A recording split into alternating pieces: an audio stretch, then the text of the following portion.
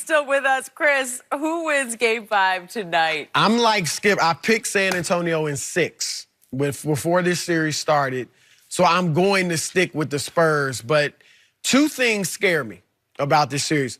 Derek White, like you said, he's been strong. But he's become a key for them because for some reason, Aldridge has scored more in their losses by far. He's averaged like 16 points in their wins, 24 in their losses. DeRozan's been steady, steadily good the whole series.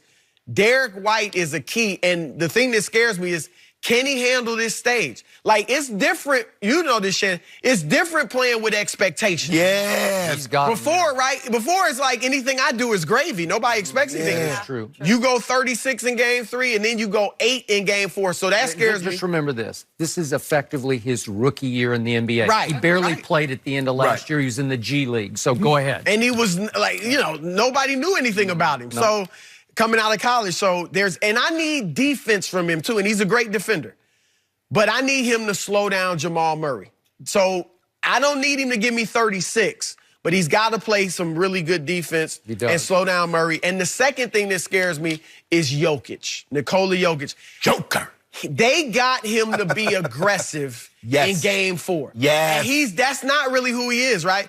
But he took 22 shots, scored 29 points. Stroking 3. Right. Like, there were only 6 times in the regular season where he shot more than 22 times a game. Yep. If he comes out looking to score before looking to pass like he usually does, that's scary to me as well. So I say it with hesitation. I'm going to stick with the Spurs because of my pick, but I feel a lot better if they had gone up 3-1. I ain't hesitating. I'm not hesitating. Yeah, you were I for a long time. Yeah. I got the nuggets. Yeah, boy. You've jumped on that bandwagon again. But Jamal Murray is the key. I mean, you look at the 2 wins, he's averaging 24 points a game in the 2 wins. The 2 losses, he's 11 and a half. You look at the game that they lost, Joker took 9 shots.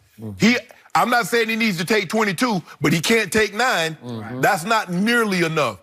But I still say the key to this series turned around when they inserted Torrey Craig. Yeah, again, Torrey Craig, and they took Will Barton. Because Will Barton, he must have been on that Barton's, because he was some sauce the first 3 games, Skip Bayless, and you know it. But now they got him in there. We rolling back with Law. We got the boys rolling. Yeah. I'm going to get me some dew at the end of this 7-game series. We didn't bet any dew. Pull the tape. You can go buy some if you want to. Go buy a 2-liter bottle. No. Joker's 20, 12, and 9. But he needs to be somewhere around 15, 20 shots. I'm not saying he needs to be, but he got to get 15 to 20 shots. I like it. I like my pick tonight. Yeah. You want to put it I thought you amended your pick to Spurs in 7. No. I had Nuggets in 7. You had the Spurs in 6. I'm sorry, Nuggets in 7. Didn't you switch to 7? I got Nuggets in 7. Okay. You had Spurs in 7. Okay. And I was like, how they going to win? You're like, I don't know, but they're just going to do it. And I am sticking with Spurs in 7. Spurs in 7. And I have no idea how they're going to do it. I have no conviction about tonight. I have no idea what will happen tonight. I just know my team's going to win this in 7 games. And if you made me bet due on it tonight, which I will not, I would take Denver. They're a 5.5-point favorite at home where they had the best home record in all of the NBA. I give you 5. I give you them 5 points. You know what, Skip? I give you 6 because it's you. 10? I give you 6 points. 10. No. The Vegas said 5. I give you 6. I give you 1 more than Vegas. Okay, let me finish my spiel, and then I'll think about that. I will remind you, my team won Game 1, and I will remind you, in Game 2, my team twice had a 19-point lead that it blew, but 2 19-point leads. So they feel pretty confident there, pretty comfortable. Right. And Derek White, I don't know if this is a plus or a minus. He's from Colorado and played his last year at the University of Colorado right down the turnpike. So, again, he's going to have a lot of family and friends there, as he always does, and I think he'll play much better.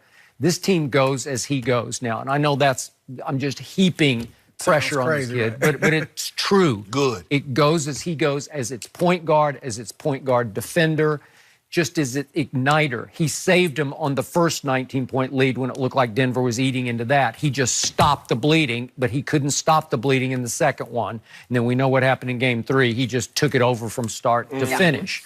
So what happened in Game 4 was that, I'm going to use what Pop has always said, San Antonio did not play with he calls the appropriate fear. You have to have appropriate fear because Denver is really good. They're loaded with athletes and shooters, and one of making threes. Maybe the best big man in basketball. He's tough. He's tough. Yep.